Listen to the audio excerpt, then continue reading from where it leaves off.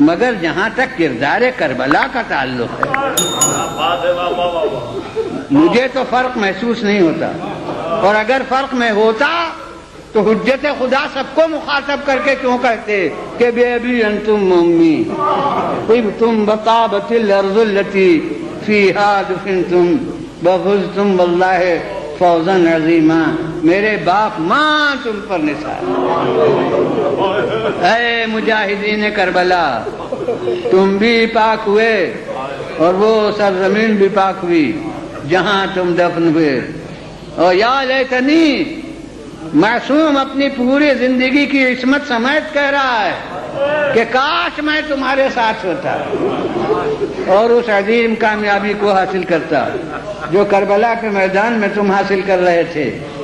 اور ہمیں بھی سکھایا گیا ہے کہ جب واقعہ کربلا کو یاد کرو تو کہو کہ یا لیتنا کنا معکم، کاش ہم آپ کے ساتھ ہوتے اور اس عظیم کامیابی میں شریک ہوتے۔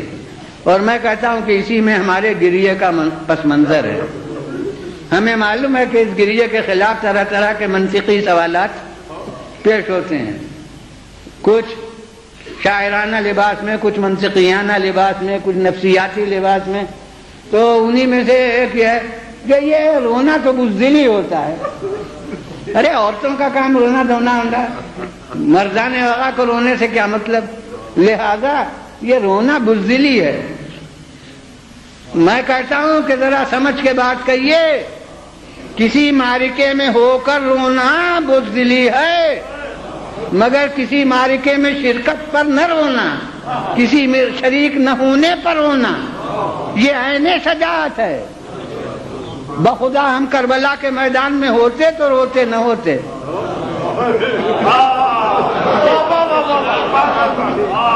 کربلا کے مجاہدین میں کون تھا جو روتا ہوا گیا؟ کیا ابو ہریرہ ہمدانی روتے ہوئے گئے؟ کیا مسلم ابن اوسجہ روتے ہوئے گئے؟ کیا حبیب ابن مظاہر روتے ہوئے گئے؟ کیا فرزندان عقیل و جعفر روتے ہوئے گئے؟ ارے قاسم بھی اس وقت تک روئے جب تک اجازت نہیں ملی، اور جب اجازت جہاد مل گئی تو پھر روتے ہوئے نہیں گئے۔ کیا عباس روتے ہوئے گئے؟ کیا علی اکبر روتے ہوئے گئے؟ مولا بھی ہمارے عزیزوں کے اوپر روئے، لیکن جب خود میدان میں گئے تو دنیا کہتی ہے کہ ایسا حشاش و بشاش چہرہ تھا کہ کسی زخمی کا ہم نے ایسا چہرہ نہیں دیکھا۔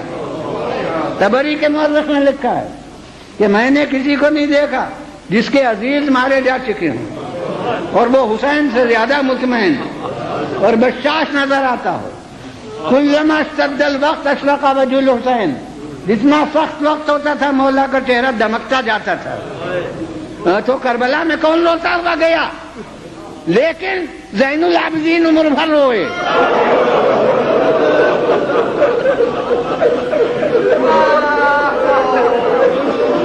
اب آپ سمجھے ہمارے رونے کا مطلب؟ اب آپ اس گریے کی حقیقت سمجھے؟